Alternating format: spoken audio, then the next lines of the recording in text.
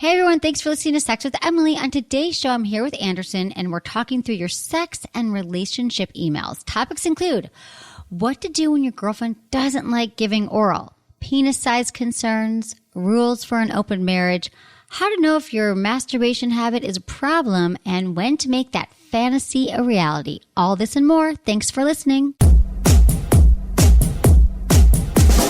Look into his eyes. They're the eyes of a man obsessed by sex. Eyes that mock our sacred institutions. Bedroom eyes, they called them in a bygone day. Hey, Emily, you got a boyfriend? Because my man E here, he just got his heart broken. He thinks you're kind of cute. A girl's got to have her standards. Oh, my. Do women know about shrinkage? Isn't it common knowledge? What do you mean, like laundry? It shrinks? Can we not talk about sex so much? Are you kidding me? Oh my God, it feels so good. Being bad feels pretty good. But you know, Emily's not the kind of girl you just play with. You're listening to Sex with Emily. We're talking about sex, relationships, and everything in between. For more information, go to sexwithemily.com. You can check out all of our podcasts. You can easily check them out if you go to sexwithemily.com/podcast for our entire show archive, which you will enjoy. You can subscribe to our newsletter. You can check me out on social media. Facebook, Instagram, Snapchat, and Twitter are all at Sex with Emily. And we love when you subscribe to the show. And if you want to, which feels great, review us on iTunes. Super helpful. It's awesome because I hate people with bad recommendations and those come up first. Like years ago, people didn't like things. So, right, Anderson? I'm here with Anderson. What did you just say? You just said a bunch of things. I said that people review the show sometimes in the past, like 5 years ago, 10 years ago. Right. 8 years ago, when I had to charge for a while. I tried everything to keep it afloat. You had Like, to charge? she charge? I pay people. Oh, you had behind a paywall. For like a month. Who told you to for do a year. that? Well, I did. Yeah. It was like 8 years ago, and I was like, I'm not making any more. 6, Right. whatever. People just write things, but if you love the show, it helps. Go to iTunes and do that. I'm here with Anderson and his Hi. son, which Hi. is going to sound really weird because it's a sex show, and he's got an 8-year-old son on his lap. Atticus. He's 8 months old. Let's 8 months. change What it. did I say, It'd 8 be a lot worse if he was 8 years old. 8 months. Yeah. 8 months. 8-year-olds probably shouldn't be in the room for this. No. This is totally healthy, even though it seems like it's not. Because we say shit, fuck, piss. See, on you can this say show. shit fuck. Get it Yeah. out of your system right now with the baby. Oh, he's so cute.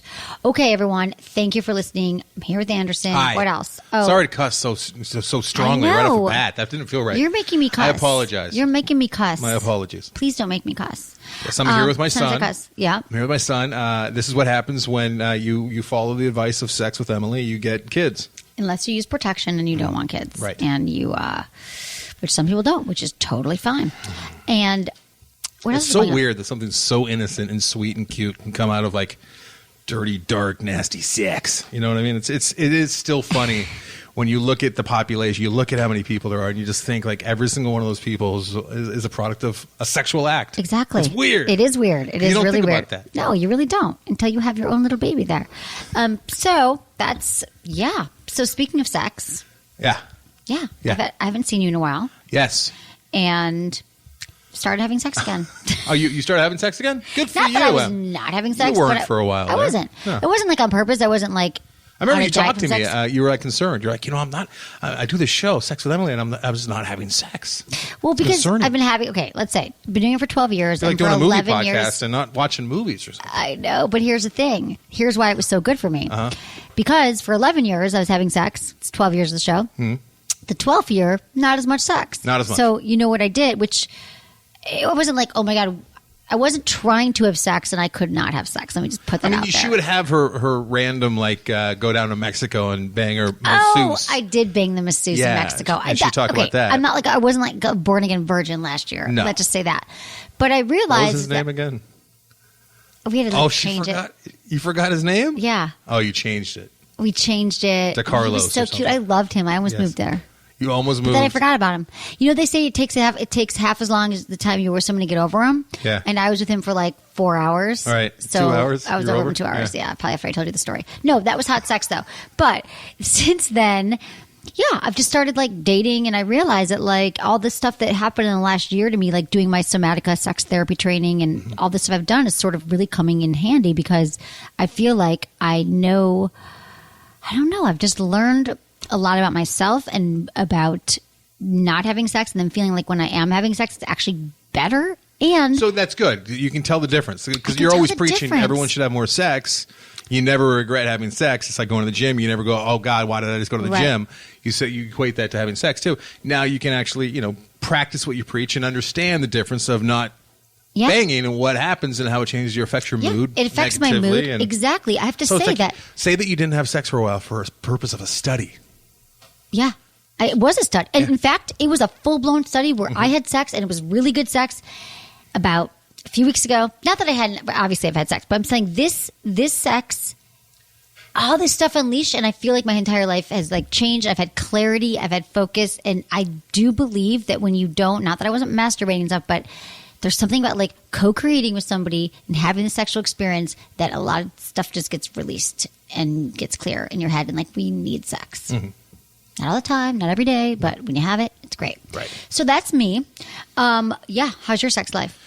It's okay. You don't have to answer. You have an 8-month-old. It's fine. Actually, we're going to try and have another child here probably within the next 6 months. We're going to hope to get pregnant, so we're going to have to, ramp it up. You're going to do that again? We don't want to have an only take child. Some lube. I get it. You should We want to be able to like leave them alone, like we did. Like, we had one dog, and then we got 2 dogs because it's like you don't feel guilty when you leave them alone. So That's why you're going to get it, so they can talk to each other? we can put them in a room together, close the door, and then Might we be can easier go to get a babysitter. have adult time. Yeah. Okay. Well, no, but I think that's awesome. I think you will get pregnant. It'll be great. Well, Thanks, Em. Thanks for the vote of confidence. No, I know you will. You ever do an episode where like best ways to have sex and to conceive? Yeah, we've done a lot of. We actually have a lot of blogs on our site now about like pregnant sex and stuff like that. Really? But to conceive? No, to conceive. Oh, like are you supposed to be on top, on the bottom, like there's like the lube that you can use Right. and stuff. I've never done a show on that, but I've talked about it. Would you like some tips? We No. talk- I the only thing I know is from watching The Big Lebowski, where there's a scene where she's bringing her knees up to her chest after the dude bangs her, and she's saying that that's the best way to conceive. I don't know if there's any truth no, to that. It's a movie. I don't think that you should probably take sex lessons. From Hanging Big one of those Lebowski. upside down things right after you have sex. Yeah, I don't know. I can give you some advice on that. Okay, but let's get into some sex in the news, Anderson. Let's do it. Sex in the news. Because I'm glad you're here because it's about men. Apparently, guys are less sexually satisfied than women at the start of a relationship. I would think that everyone's pretty satisfied at the start, more than not, because it's the That's honeymoon weird. phase. Yeah. It is weird. So women say that 74% of women are like really satisfied, only 51% of men. And then it switches, okay? 6 months to a year, the men are like way more satisfied, women a little less satisfied, and then it switches again. Women are more like, so it goes down Who 2 did to this 3 study? years. What This is- is the doctor. This is out of the UK. Always the UK. They're obsessed 2,000. with No, sex I'm over sorry. there. It was 1,000 Americans and 1,000 Europeans, and so basically they're saying that the percentage of sexually satisfied women drops significantly, falling to 47% after 6 months. Men's increases.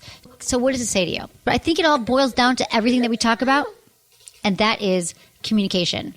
I think that there's a lot of unfulfilled needs that people have in a relationship, and I think that when people don't know how to talk about what makes them feel good and what they want, they get dissatisfied, resentment grows, and you just stop talking about it, and then after a while, no one's satisfied. You see the last graph on here, it shows that after 4 years, women are 48% satisfied, men 37%. It just goes down. It goes up, down, up, down, up, Yeah, down. but then it just goes down, down, down. But then by the end, it goes. I'm just surprised that men are not, because usually it's believed that guys are always happy with a new partner, right? And women, I would have inversed those if I had to guess. So that's surprising. It's weird. I wonder what that is. You know what? Maybe it's just going purely off of satisfaction because men are because less men are satisfied, right? Women are, because it takes a guy a while to learn how a woman works too. Every woman's different. That is another study that came out a few months ago that said that men typically are, if a woman's not satisfied, to them, like, sex isn't as great, and women need more safety, comfort. They need, to be in a place with someone where they feel like, and it takes time for a guy to learn the body, so to learn a woman's body. So Right. that's why you guys, Snowflakes. you could talk about women. Your vaginas are like snowflakes. I feel like you need to start talking about sex right away. I don't understand why. Like, if you were at a restaurant, you're on first date, second date, you'd be like, you order for yourself what you want. Like, you're not like, you can order for me. You know I like steak. Why should he know what you want in the bedroom? And why do we play this game of, like, he should be a mind reader and he should know when they just don't? And it takes people never realize But at this. the same time, like if you're like on a second, third date having sex for the first time, and the woman's like, or the guy for that matter, like, do it like this and do it like that. It's like it'd be a little bit weird if you're that forceful. I think you got to kind of ease into it, right? I'm a big fan of speechless communication in the bedroom. Okay. How would you do it? You just like if you're a guy, you pay attention to their breathing, to the lady's breathing pattern, and you know what she's into, what's affecting her. You really pay attention to her. Yeah, you're not just flailing around, touching how you do. Like I think that a lot of guys are so excited that they're having sex or they're with a new partner and probably nervous. If you want to impress her, just pay attention to what she's doing and what you're doing to her and how it's affecting her. And like kiss her neck and tease her and do all that stuff a lot longer than you think you should. And you really shouldn't be selfish, especially at first. You shouldn't be like, I'm going to do what I saw on a porn last night to this woman. Don't do anything you saw on porn. Don't do anything ever that you saw in porn. Unless it's lesbian porn. Then do everything you saw in the lesbian porn. Exactly. Only do what you saw in lesbian porn. But as far as like, if you're with a new partner, I really think that being with a woman, which I think are a little more complicated, that you really do just want to like take your time, go 5 times slower than you think you should with the partner, and just keep kissing, keep touching, like doing all that stuff. And then the more that you know, pay attention, get to know someone, I think that they're in their head and they're like, I got to take off her clothes, I got to do this, and then get her pants off. It's like, we are not turned on. Now, once you do figure out what works for, speaking as a guy, and you're a woman, once a guy figures out how you do work and how to start your engine and how to finish you off and whatnot, is it all right if he does kind of the same routine over and over again there, if it works? Or is if it he works to bring you to orgasm? Yeah. Or is he expected to try different routes? I think it depends on the person. But if you assume that they should just do that, they might not. They might not have the creativity. They might not know what to do differently. And that's why masturbation. Well, like I'm saying, okay, like let's say that there's a couple, they're together, and the guy figures out that you got to go A, B, C, then D, and that works for her. Is it okay as a woman for the guy to do A, B, C, and D the vast majority of the time moving forward? Yeah, I mean, forever and ever and ever. I think that forever's a long time, but I think it depends on the person. I think I get bored of different things all the time. Yes. I guess my question was like, are you more concerned about the end game or the journey to get there? It's the journey. Yeah. It's the journey, man. It's not about the destination. Well, I think that you put effort into sex, and also I think what you want changes, and the more comfortable that you get being with one person, it changes. Go further down that. People don't know how to do it. And they're afraid of getting rejected. Yeah. They're like, I would touch her left nipple and her right. I don't know. Is that where the rabbit hole term comes from? No. Because people that bang like bunnies and... Maybe. Bunny hole? Get down the rabbit hole? I hope not. Rabbit vibrator? Now every time I hear bunny rabbit hole, I'm going to picture a rabbit's vagina. Great. I'm glad that Easter's gone. No. Okay, so that's it. Talk about, communicate. That's like my best advice for you. I could just stop now my whole career and just tell you to talk. But I'm not going to stop. I will never stop. I don't trust that study. Why? Because I think that guys are probably more Wait, what does it say again? 2,000 women are like 74% of the satisfied, and men 51%. It's not saying they're off cheating. Yeah. It's just not quite what they want. Yeah, I guess. And I think for guys, it's like the newness. I think they would be psyched, but maybe I would think that would be reversed. Yeah, I would think that more guys would be excited about a new partner, and women would be like, I'm not sure about this yet. I think it's because it takes women, this is what I'm going to say, a while to warm up and to actually be comfortable in their bodies and to be open with a new partner for many women. And so guys aren't satisfied, but they get more satisfied because they stay with the woman. The more comfortable she gets with him and the more safe she feels, she's more connected to him, and he feels better too. And then she's like, I'm bored, and it drops down to 47%. That's what I think. I think it takes women a little while. Why is that weird? It just is. You're weird. Okay, we're going to take a quick break. We're going to give a shout out to our sponsors, you guys. Thanks so much for supporting them. And we love our sponsors, and we love you. You guys should totally know each other. And thanks for listening to the show. We'll be right back.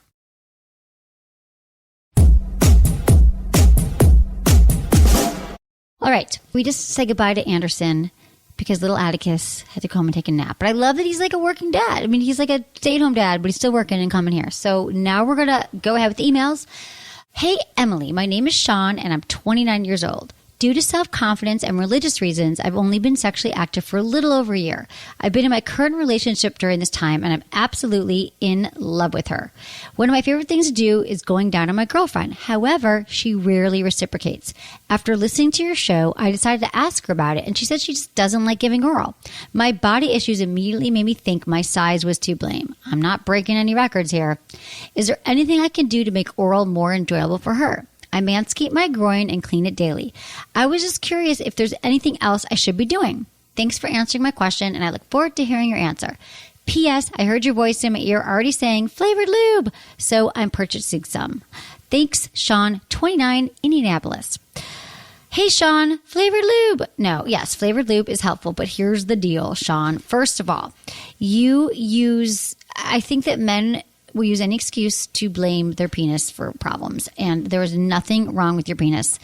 Your size, anything, she's with you, she loves you. The deal is she's just not that into oral sex, which might be true, but I'm sure it has nothing, she's not discriminating against your penis. It could be because she's uncomfortable with it. She had a bad experience, says she doesn't like it. Maybe she might, again, feel insecure about her ability to perform oral, but you can't make her, do oral, and you can't like make her like it. But what you can do is you can kind of try to understand where she's coming from, like work backwards and be like, I get that you don't like it. You don't want to make her feel guilty about it because no one likes being guilted into sex.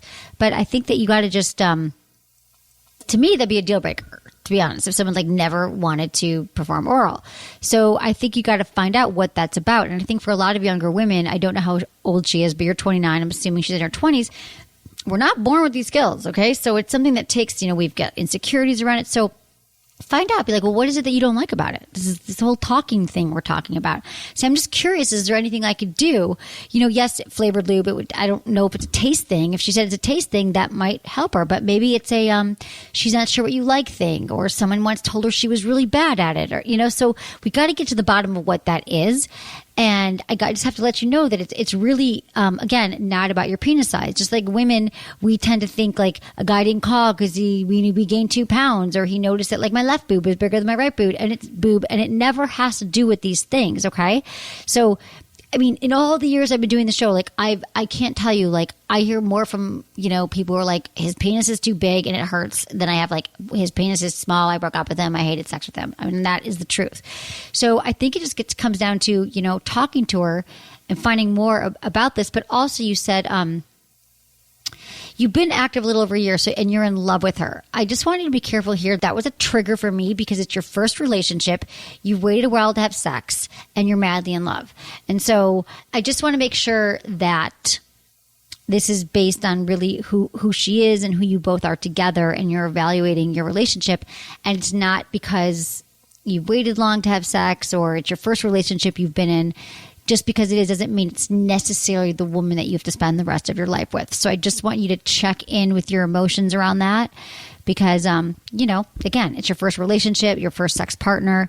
And so I think what you could do is, and what could help you figure out, is to start talking about sex, what she likes, what she doesn't like. Maybe there's something else she wants. So start doing that. I talk about that a lot on the show, and I think you'll be fine. But I'm telling you, your penis is fine. All right. Hi, Emily. I love the show, and I've been listening for about 6 months, basically a week after I had sex for the first time, just to hear other women to see if I was normal, LOL. About 7 months ago, I started a relationship in college, and it's amazing. Both of us are pretty mature for our age, and it's a very serious relationship. He's from France, so we're in a long-distance relationship for the summer. We have really good sex, and after listening to more shows, I've learned a lot about my body, and I orgasm quite frequently. How can I keep our sexual relationship interesting, long distance? I'm very open-minded. However, new things take time for me to ease into. I like the idea of sexting, but I don't know how to initiate it, and I don't want to sound silly. Thank you, Ashley, 19, from Kentucky. Ashley, you're awesome. I love that the show has helped you have more orgasms and understand your body, and now you're ready to communicate with your long-distance guy. So the thing about a long-distance relationship is, okay, you're 19, and how's your French? I'm just curious, because that's going to matter too, if you're going to be able to sext him. I'm assuming it's cool, but the good news is that we've got FaceTime, we've got Skype, we've got all these ways that you guys can connect, because one of the problems used to be when you're in and it's so much better now, but when you're in a long-distance relationship, one of the things that we really miss is like seeing our partner and that intimacy. And strangely enough, being able to see them, even though you can't like touch them or smell them, you can see them and you can talk and you can communicate. So that can really be a hot way to keep the communication going and try some like FaceTime sexy time, because you guys can, look at each other, talk about things. You could get a toy. And here's the cool thing. There's so many great toys out there right now that are like app based. Like you could use the app and he could control the vibrator while he's watching you. So WeVibe has a few using their WeConnect app. It is so cool. You have to see this, because you could get a toy like the Rave or the Nova, and he could download the app as well on his phone, and he could like control the vibration. So you could be using it inside of you and he could be watching, and that could be super hot. I don't know if you guys are there yet, but they also have messaging back and forth on it. Like it's a pretty cool app. You can even use it even when you're not on the phone together. Like, I mean, it could be really hot. He could still use his app and you guys could be talking on the phone if you don't want him to watch. And then that could be really hot for him to hear you on the phone, like giving you an orgasm, but he's not here. So that's one thing. The other thing about sexting is it's not like there's a right or a wrong.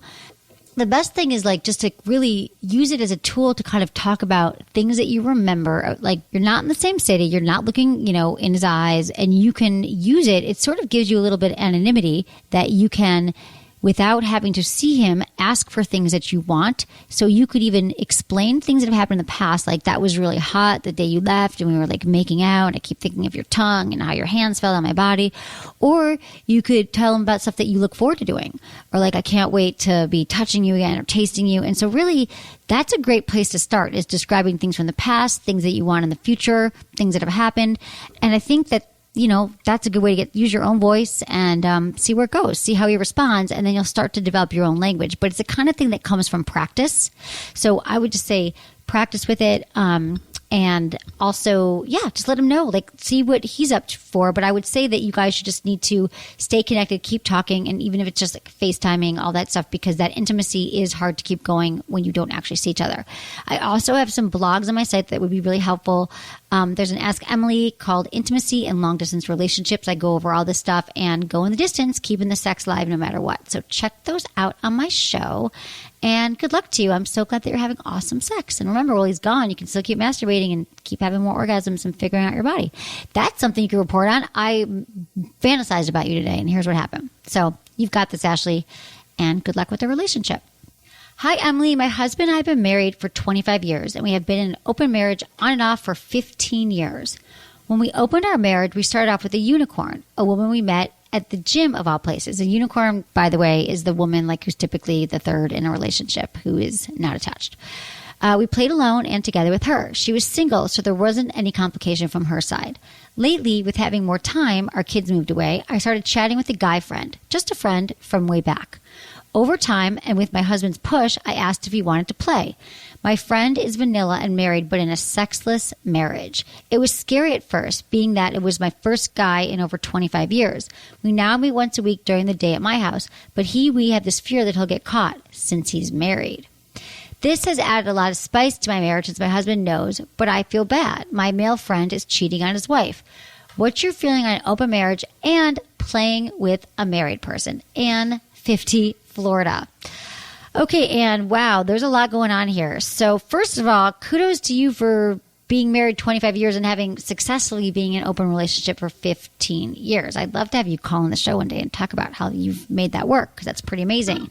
And that your husband's cool with you having sex with another guy is also a really cool thing, and I'm sure your relationship is still pretty healthy. The thing is obviously this has to do with like your individual like morals and values and stuff like that, but my feelings on an open marriage and playing with a married person, not great. Just like how you don't feel great about it. I mean, what I would tell your guy friend if he called me and he's in a sexless marriage, I would say, go back to your relationship and really, really work on the sex life, like intently work on it. So you know that, who knows what could happen. You can bring the sex life back. You can work on it. But if you can't and he tries really hard, it doesn't work, then you should leave. But I think to cheat is kind of a cop-out, and that you're kind of in your mind going, well, of course cheating is more fun than your sexless marriage, but really he owes it to his wife, his long-term relationship, to work on it. So that's my feelings on it. I get that you're having fun with this guy, playing with him. I'm not judging you at all, because as you know, I'm the least judgmental person on the planet. But I feel like you're having a lot of emotions around this, and it's going to stop being as fun for you in a while. And what if she finds out? Because people always find out these days. They just do. I'm telling you, every day someone's finding out that their partner's cheating. And do you really want to have, do you really want to be that person? Like, do you want to have to deal with that and his emotions and all that? And So, I get that it's fun. I get that he's someone you know, but now you know you like being with another man. I'm sure you could find other men that are single that would be just as fun to play with. So, Anne, do what you will with that.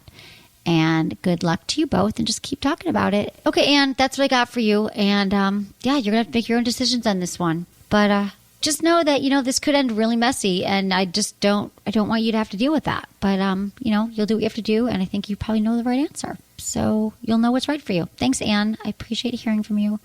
Okay, another email. Hi, Emily. I've been masturbating a lot lately. I can't stop doing it, even when I'm having a conversation with a woman over social media. I feel good when I do it, but anxious that maybe I should calm down. I don't want to put women off with my frequency. Also, I've not had sex in 11 months, even though I keep thinking about sex. So my question is it healthy to masturbate every day? Should I be doing something else to orgasm/sexually satisfy myself? Michael, 23, North London. Okay, Michael, you're 23, you're masturbating a lot lately. Nothing wrong with that. Chatting with women over social media. I think guys do that all the time. So here's the thing. When masturbation becomes a problem, it's when there are consequences, right? So if you feel like it's inhibiting you or prohibiting you from meeting women, getting out there, actually having sex in the real world, and you can't keep a job or you're losing your relationships, then we have a problem. But it is healthy to masturbate every day. And so I think that's completely healthy, and don't beat yourself up for masturbating every single day. Like I talk about it all the time, and it's completely it's a normal part of a healthy sex life. So I'm wondering why you haven't had sex in 11 months. And if you're chatting with women on social media, maybe you need to just ask them out and say, why don't you meet me for a beer tonight? Because it sounds like you're spending a lot of time at home chatting on social media and in your side your head, worrying and beating yourself up. So I'm going to tell you, you're not doing anything wrong. Masturbation is healthy, but also I think it's time to go out there and start meeting people. So, you can do this, Michael, but only you know if there is a problem with this. So I just kind of laid it out for you. If you're having consequences, which sounds like you're getting anxious and all that, then maybe you should just kind of take a break and force yourself to go out and meet some people. And I think this is all going to sort itself out. Okay, thanks, Michael. All right. Hello, I enjoy listening to your podcast. I work with a woman who is a hot librarian type, and I've worked with her for over 10 years. I've never tried anything with her because I'm married with kids, and she's also married. I have recurring thoughts of this fantasy, renting a hotel room and leaving work with her and spending 8 hours naked with her and having sex. Any suggestions on how I deal with this fantasy? Thanks in advance. Daniel, 45, Utah. Hey, Daniel. No shame in your fantasy game. No, here's the thing. There's a lot of different reasons why we have fantasies, right? A lot of them we don't actually want to happen in real life. And I would say that you're married with kids and you're not the first guy to have a fantasy about a woman that you work with and about, an elaborate fantasy. So I think how you deal with it is that you take this fantasy and you get a babysitter for your kids for the night. Maybe you parents in town that could watch her, and you get a hotel room with your wife, and you guys go out of town for a day or two, or even a few hours. Why don't you recreate this fantasy with your wife before you deal with the woman at work, which would just not end well. You work with her, and it would be a disaster, which if you want me to finish the fantasy for you, I know that's a buzzkill, but basically her husband would find out, your wife would find out, and then your marriage would be over, and you'd probably have to leave your job.